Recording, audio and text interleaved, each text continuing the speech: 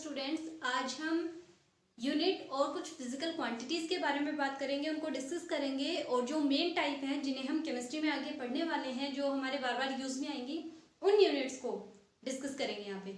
तो let's start. Physical quantity मैंने already लिख दी है यहाँ पे डेफिनेशन। जो फिजिकल क्वांटिटीज होती हैं, all such quantities which we come across during our scientific studies or called physical quantities। जब भी हम कोई साइंटिफिक स्टडी करते हैं तो उनका जो भी डाटा आता है, जो भी साइंटिफिक स्टडी के ड्यूरिंग जो भी टर्म्स, जो फिजिकल क्वांटिटीज आती हैं, उन्हें हम क्या कह देते हैं? जो भी क्वांटिटीज आती है उन्हें हम फिजिकल क्वांटिटीज के नाम से जानते हैं। जो फिजिकल क्वांटिटी होती है इसके दो पार्ट होते हैं, ठीक है, दो टाइप होती है।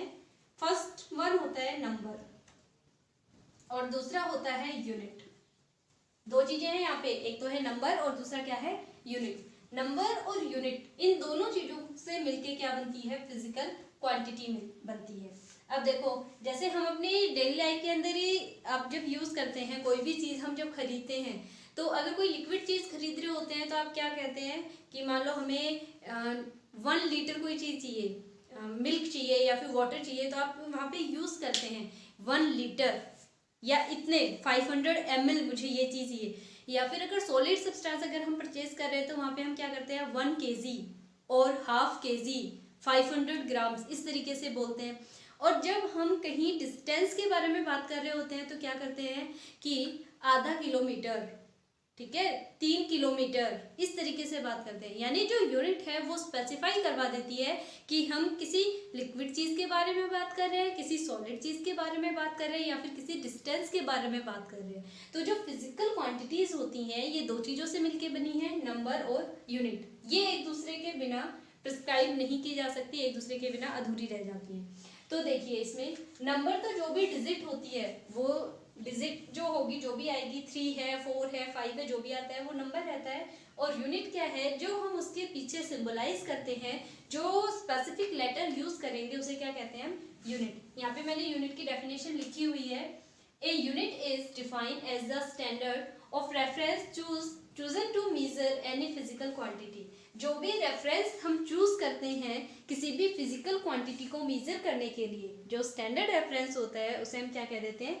यूनिट कह देते हैं। जैसे मैं लिखती हूँ 3 kg, इसका क्या मतलब है? जो नंबर है वो तो क्या है? 3 तो नंबर हो गया और यूनिट क्या है? kg। इससे हमें पता चल जाएगा kg यानी कोई सॉलिड चीज है, कोई सॉलिड ऑब्जेक्ट है जिसे हम तोलने की बात कर रहे हैं। यहाँ पे मैं लिख दूं 4.5 लीटर। इसका क्या मतलब है कि 4.5 कोई क्वांटिटी है, कोई नंबर है और इसकी यूनिट क्या है? लीटर है ना। इसी तरीके से मैं लिख दूं 4.5 kg, तो भी आपको पता चल जाएगा कि हम किस बारे में बात कर रहे हैं। तो दो चीजें, बेसिकली यहाँ पे दो चीजें होती हैं, एक तो नंबर सिस्टम होता है और दूसरा क्या होता है? यूनिट होती है।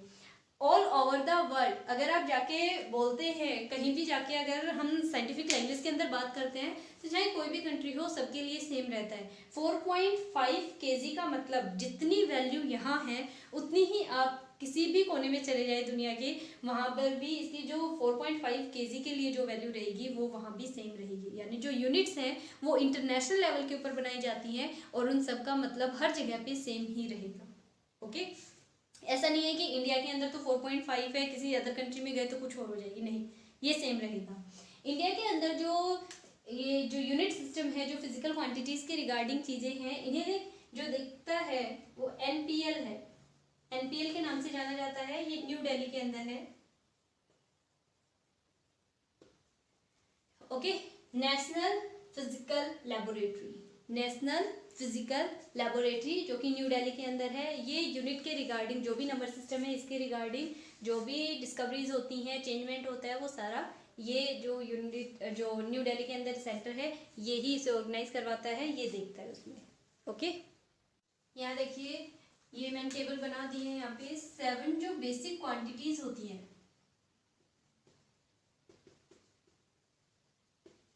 क्वांटिटीज एंड देयर यूनिट्स, जो आपके केमिस्ट्री के अंदर बहुत ज़्यादा काम में आने वाली है, वो बेसिकली 7 टाइप के जो क्वांटिटीज़ हैं ये रहेंगी। तो देखिए, आदि आप में से जो है ये क्वांटिटीज़ पहले पढ़ रखी है आपने। लेंथ है, लेंथ का सिंबल क्या होगा? एल से रिप्रेजेंट करेंगे हम इसे, ठीक है। मास को किससे रिप्रेजेंट करते हैं, सिंबल होता है इसके लिए एम होता है। टाइम को किससे रिप्रेजेंट करेंगे, टी से, है ना।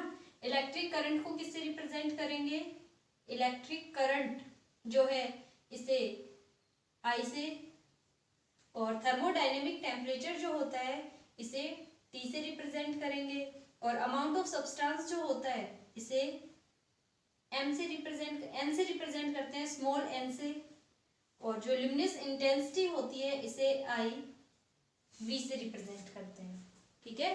किस किस से रिप्रेजेंट करेंगे हम इन्हें, जो लेंथ है उसे एल से, मास उसे M, time small T, electric current I, thermodynamic temperature T, amount of substance N, और ल्यूमिनस इंटेंसिटी जो है उसे आई वी से रिप्रेजेंट करते हैं। तो यहाँ पे सारे सिंबल लिख लिए। सबसे पहले आपको सिंबल्स के बारे में पता होना चाहिए, तो ये सारे सिंबल हम लिख चुके हैं। अब इनके यूनिट के बारे में बात करते हैं। लेंथ को हम किससे मेजर करते हैं, इसकी यूनिट क्या होती है, तो लेंथ के लिए क्या होती है, मीटर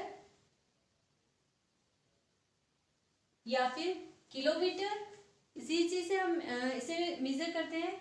तो अगर मीटर है तो आप इसे किससे रिप्रेजेंट कर देंगे, एन से, और अगर किलोमीटर ली हुई होती तो हम के एम से रिप्रेजेंट कर रहे होते इसे।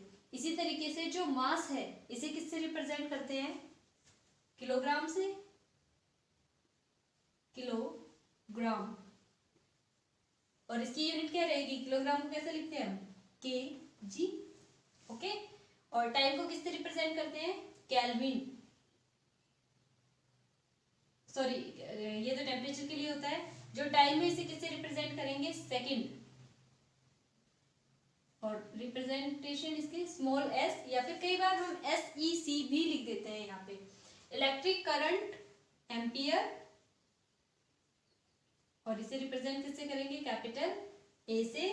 थर्मोडायनेमिक टेम्परेचर ये रहेगा केल्विन, और यूनिट क्या रहेगी इसकी, के। और अमाउंट ऑफ सब्सटेंस इसे हम मोल से रिप्रेजेंट करते हैं, नंबर ऑफ मोल्स ऐसे बोल देते हैं। तो इसकी जो यूनिट है वो भी मोल रहेगी, लेकिन लिखा इस तरीके से जाता है, MOL लिखना होता है सिर्फ। जो ल्यूमिनस इंटेंसिटी है इसकी जो यूनिट होती है वो होता है कैंडेला,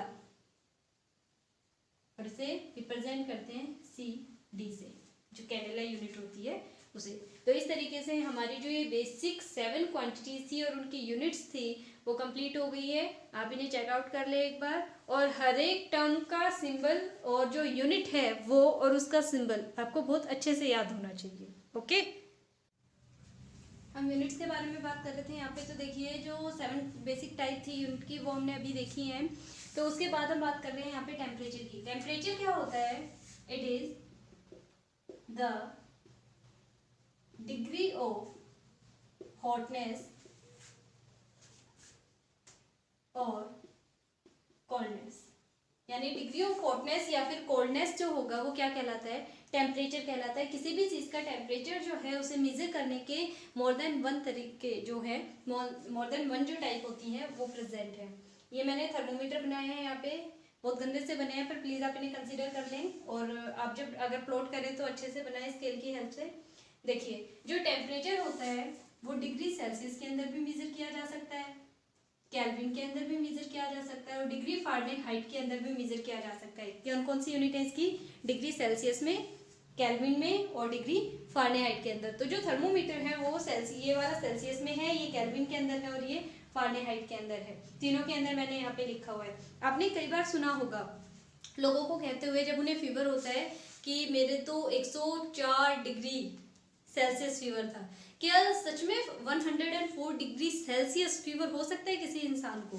100 डिग्री सेल्सियस के ऊपर तो वाटर जो है वो बॉयल अप हो जाता है, बिल्कुल उबल जाता है पानी, के हम उसके अंदर उंगली भी नहीं दे सकते। तो 104 डिग्री सेल्सियस टेम्परेचर पे अगर हमारी बॉडी है तो क्या हालत हो जाएगी फिर, तो नहीं। तो एक्चुअल में जब वो इस तरीके से कह रहे होते हैं, जो हमारे बुजुर्ग होते हैं वो ऐसा बोल देते हैं, उन्हें पता नहीं होता, लेकिन हम लोगों को तो पता रहता है, तो ऐसी गलती ना करें। जो डॉक्टर के पास थर्मोमीटर होता है वो डिग्री फारेनहाइट के अंदर होता है, और डिग्री फारेनहाइट जो है उसमें टेम्परेचर जो है वो सेल्सियस के अंदर नहीं, सेल्सियस की तरह मेजर नहीं किया जाता है। यहाँ पे डिफरेंस पता चल रहा है, 0 डिग्री सेल्सियस 32 डिग्री फ़ारेनहाइट के इक्वल है। तो इसका मतलब अगर इसमें काफ़ी ज़्यादा भी दिखा रहा है तो भी वो 100 डिग्री सेल्सियस तक नहीं पहुँचेगा।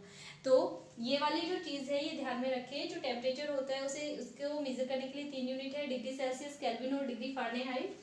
जो इसका फ्रीजिंग पॉइंट है वो 0 डिग्री सेल्सियस होता है। जैसे वाटर को कंसीडर कर रहे हैं 0 डिग्री सेल्सियस, तो ये 273 केल्विन के इक्वल होगा और 32 डिग्री फ़ारेनहाइट के इक्वल होगा।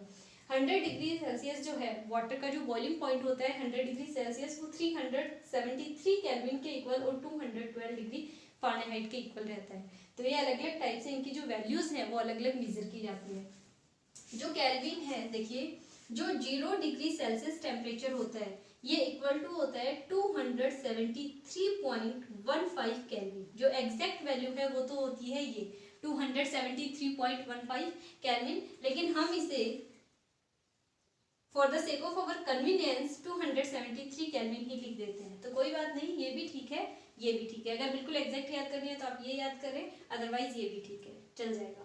ठीक है, तो इस तरीके से अगर अपने इंडिया के अंदर जो टेम्परेचर है ये काफ़ी मतलब हर एरिया के अंदर लगभग अलग अलग टेम्परेचर रहता है, और वैसे भी जो टेम्परेचर रेंज है वो हाई ही रहती है। तो हम यहाँ पे डिग्री सेल्सियस जो है अपने टेम्परेचर मेजरिंग जो यूनिट है वो डिग्री सेल्सियस का ज़्यादा यूज़ करते हैं as compare two degree Fahrenheit और केल्विन। लेकिन जो बहुत ज़्यादा कोल्ड जो एरियाज़ होते हैं, जो कंट्रीज़ हैं, अदर कंट्रीज़ हैं, उनमें बहुत सारी कंट्रीज़ के अंदर केल्विन या डिग्री फ़ारेनहाइट का भी यूज़ किया जाता है। तो इसमें कंफ्यूज ना हो। अब देखिए, अगर मैं यहाँ पे बात कर रही हूँ 25 डिग्री सेल्सियस टेम्परेचर मैंने दिया और मैं चाहती हूँ आप इसे केल्विन के अंदर कन्वर्ट करके बताएं मुझे, तो आपको कुछ नहीं करना है। जब भी हम केल्विन के अंदर टेम्परेचर निकालना चाहते हैं, ठीक है, जैसे 25 डिग्री जो सेल्सियस इसे मैं केल्विन में कन्वर्ट करना चाहती हूँ, तो आपको क्या करना है, सिर्फ 273 के अंदर इतना जो भी डिग्री सेल्सियस हो उसे ऐड कर दे। तो 25 है तो कितना हो जाएगा, ये आप ऐड करें 298 केल्विन। कितना हो जाएगा, 298 केल्विन। इसी तरीके से मैं कहूँ कि 100 डिग्री सेल्सियस टेम्परेचर है और ये केल्विन के अंदर कन्वर्ट करके बताइए आप मुझे, तो आप क्या करेंगे, सिर्फ 273 के अंदर 100 ऐड कर देंगे और कुछ नहीं करेंगे। तो अब जो रिजल्टेंट आएगा वो कितना आ जाएगा, 373 केल्विन ना आएगा। ठीक है, यानी 100 डिग्री सेल्सियस कितने की इक्वल होगा, 373 केल्विन की इक्वल। ओके, तो ये था एक क्वेश्चन जो मैं आपके लिए छोड़ के जा रही हूँ। आप मुझे बताएं 0 केल्विन जो है वो कितने डिग्री सेल्सियस के इक्वल होगा, how much degree Celsius. Okay, तो आप मुझे बताएंगे ये फाइंड आउट करके। इसके अलावा देखिए यहाँ पे दो छोटी छोटी यूनिट्स और लिखी हुई है। Degree Celsius is equal to 5/9 degree Fahrenheit minus 32।